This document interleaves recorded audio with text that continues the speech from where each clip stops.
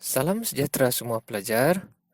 Tajuk kita pada hari ini ialah membuat inference. Baiklah, apakah itu membuat inference?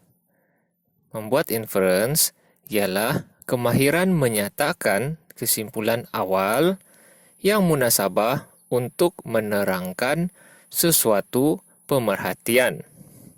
Oke, maksudnya di sini kita buat kesimpulan awal yang munasabah terhadap pemerhatian. Masih ingat apa itu pemerhatian? Oke, pemerhatian itu memerhatilah. Kita mengumpul maklumat kan ke atas suatu benda atau objek menggunakan deria. Jadi yang ini kita menerangkan pemerhatian kita. Ataupun secara ringkasnya kita memberi sebab atau alasan yang masuk akal ke atas apa yang berlaku. Oke, mari kita ikuti perbualan Langgi dan rakan-rakannya di bawah. Baik, untuk kita lebih paham, kita tengok situasi di bawah nih ya. Oke, katakan mereka ini di dalam kebun bunga lah kan, ataupun tempat tanaman hiasan di sini nih. Oke, kawan Langgi itu berkata, Langgi, mengapa pokok ini kelihatan hijau dan segar? Jadi di situ kawan si Langgi ini dia buat pemerhatian. Oke. Dia tengok menggunakan deria penglihatan kan, dia tengok, oh, pokok ini hijau dan segar. Oke. Jadi pemerhatian dia di situ, pokok ini kelihatan hijau dan segar. Jadi si Langgi ini pun berdasarkan pemerhatian kawannya nih, dia pun buatlah satu penerangan ke atas pemerhatian kawan dia tu. Ataupun dia bagi sebab. Dia bagi tahu kenapa pokok itu kelihatan hijau dan segar. Jadi dia pun jawab, oh, mungkin pokok ini disiram dengan air setiap hari. Nampak? Apa itu inference? Oke, kita tengok lagi ya. Jadi dia tunjuk lagi, dia tengok, oh ada macam baja-baja nih. Jadi dia pun bagi lagi satu pemerhatian di situ. Dia nampak lagi satu pemerhatian kan, ada baja diletakkan. Jadi menggunakan pemerhatiannya itu, dia buat lagi satu penerangan terhadap kenapa pokok itu boleh hijau, kelihatan hijau dan segar. Jadi dia pun kaitkanlah baja tersebut dan jadikan sebagai satu lagi penerangan.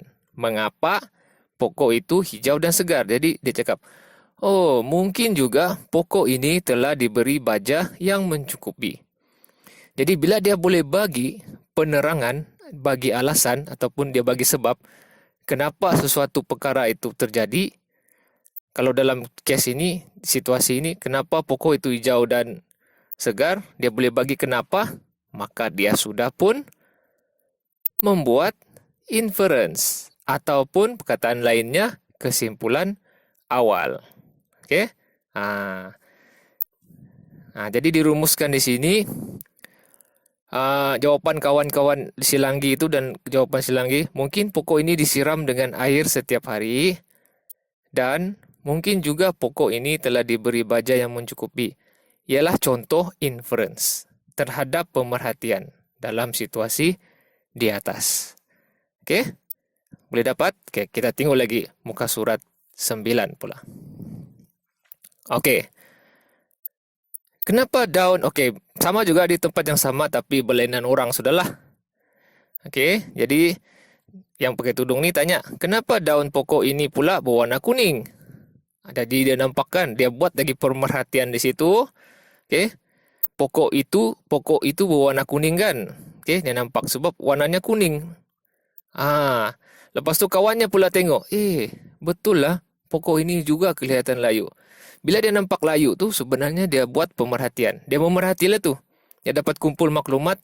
Salah satu maklumat dia adalah pokok itu kelihatan layu. Tu. Pokok ini kelihatan layu. Satu lagi. Jadi ada dua pemerhatian situ. Pokok itu berwarna kuning dan layu. Jadi, berdasarkan pemerhatian itu, dia bagi penerangan. Dia cari satu alasan. Kenapa pokok itu boleh layu? Nih. Jadi dia memberi penerangan ataupun sebab mengapa pokok itu kuning dan layu. Bila dia boleh bagi, contohnya dalam sini kan, dia cakap agaknya pokok ini tidak dibaja. maka itu adalah inference. Oke, lagi. Lepas tu kawan dia tengok lagi. Oke, tambah lagi satu pemerhatian. Nih kawan dia cakap nih. Tanahnya juga nampak kering. Oke, dia nampak tanah tu kan kering. Jadi satu lagi pemerhatian dia di situ, tanahnya nampak kering. Jadi berdasarkan lagi satu pemerhatian itu, yang pakai tudung ini pun, pelajar pakai tudung ini pun, dia pun bagi satu lagi penerangan. Oh, tanah ini kering. Agaknya pokok ini tidak cukup air. Jadi bila dia bagi satu penerangan, mengapa pokok itu layu, maka dia sudah memberi satu lagi inference lah. Bolehkah? Baik, seterusnya yang terakhir. Lepas tu kawan dia tengok lagi balik. Dia nampak macam kena makan serangga ini. Dia nampak satu pemerhatian kan, ada kesan gigitan serangga pada daun. Jadi melalui pemerhatian itu, maka dia pun buat lagi satu penerangan. Dia bagi lagi satu sebab. Oh, mungkin sebab ini. Mungkin juga pokok ini telah diserang oleh serangga. Jadi bila dia bagi penerangan atau bagi sebab tentang pemerhatian itu, maka dia sudah bagi inference. Jadi berdasarkan situasi di atas, apakah inference terhadap pokok yang layu dan kekuningan itu? Jawapannya ada 3 lah. Pokok tidak dibaja, 1. Pokok tidak disiram air, 2. Dan pokok diserang serangga. Jadi itu saja tentang inference, tapi belum habis lagi. Kita tengok lagi muka surat yang seterusnya. Ini perkara tambahan lah tentang inference ni. Inference yang dibuat terhadap sesuatu pemerhatian mungkin benar atau tidak benar. Dia tidak semestinya benar lah. Tapi inference yang kamu bagi itu mestilah sesuatu yang munasabah. Munasabah ni bukan nama orang. Munasabah ni maksudnya yang masuk akal, yang boleh diterima akal. Jadi cara-cara menjawab menghasilkan satu inference yang baik bolehlah dibuat berpandukan langkah-langkah inilah. Pemerhatian, apa yang kita dapat, maklumat yang kita perolehi itu campur dengan penerangan yang munasabah terhadap pemerhatian tadi.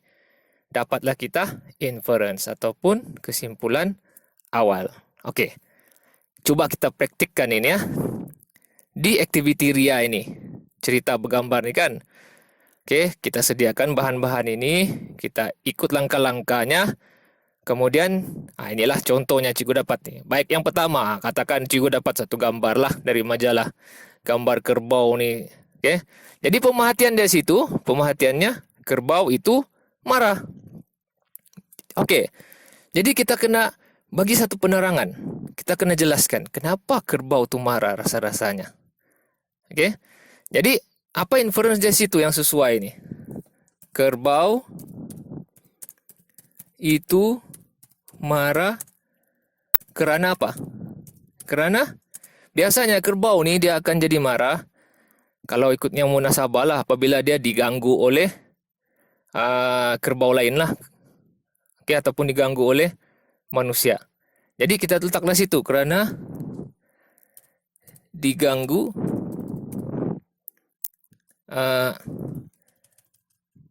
oleh manusia. Contoh. Ini masuk akal lah ni, boleh diterima juga. Baik. Jadi bila kita boleh bagi pemerhatian kerbau itu marah, penerangan yang munasabah kerana diganggu oleh manusia, maka kita sudah bagi inference ataupun kesimpulan awal. Tapi jangan pula kita letak, katakan kita letak contohnya begini kerbau itu marah kerana nampak kain warna merah. Yang ini yang ini biasa kita tengok di TV kan. Ada yang ada sukan yang kita goyang-goyang kain merah tu, lepas tu sapi ke kerbau tu dia pergi langgar tu kan. Sebenarnya kalau kita cakap kerbau itu marah kerana nampak kain warna merah, itu adalah penerangan yang tidak munasabah, yang tidak masuk akal. Kenapa? Sebab kerbau ini rabun warna. Jadi dia bukan dapat bezakan pun warna merah kah, hitam kah, kuning kah. Okey. Dia marah tu sebab kain tu kita kibar-kibar tu. Okey. Kita gerak-gerakkan kain tu seolah-olah mencabar dia, bukan kerana warna tu. Jadi kalau kita letak sini kerana nampak kain warna merah, maka inference kamu itu sudah tidak betul. Okey. Jadi kita buanglah ni. Okey, satu lagi. Contoh Ali. Okey, kita tengok. Oh, dia baring di katil tapi mata terbuka, tak boleh tidur kan. Jadi pemerhatian dia, Ali tidak dapat tidur lah. Katakan namanya Ali. Ali tidak dapat tidur. Jadi inference ni kita kena jelaskan. Kita bagi penerangan. Apa sebab dia tidak boleh tidur tu? Okey, jadi kita kena fikirlah. Biasanya kalau orang ini tidak dapat tidur sebab apa? Kita tulis dulu pemerhatiannya. Pemerhatian kan. Ali tidak dapat tidur. Apa sebabnya? Kerana apa? Okey. Kerana bunyi bising lah. Salah satu lah kan, bunyi bising di luar. Okey. Rumah. Okey, boleh juga. Kita sudah menjelaskanlah kenapa dia tidak boleh tidur. Dia tidak boleh tidur kerana bunyi bising. Betul lah. Kalau bising kita pun tak boleh tidur kan. Ataupun Ali ini minum kopi yang banyak. Jadi dia susah mau tidur. Sebab kopi ini boleh menghalang orang tidur kan. Okay? Ataupun si Ali ini dalam keadaan lapar. Jadi dia tidak dapat tidur. Jadi itu antara penerangan yang munasabah lah. Yang boleh diterima akal. Okay? Jangan pula kita letak Ali tidak dapat tidur kerana Ali bukan manusia, dia makhluk asing. Itu kita tidak boleh terima lah. Itu bukan penerangan yang munasabah. Itu bukan inference lah tu.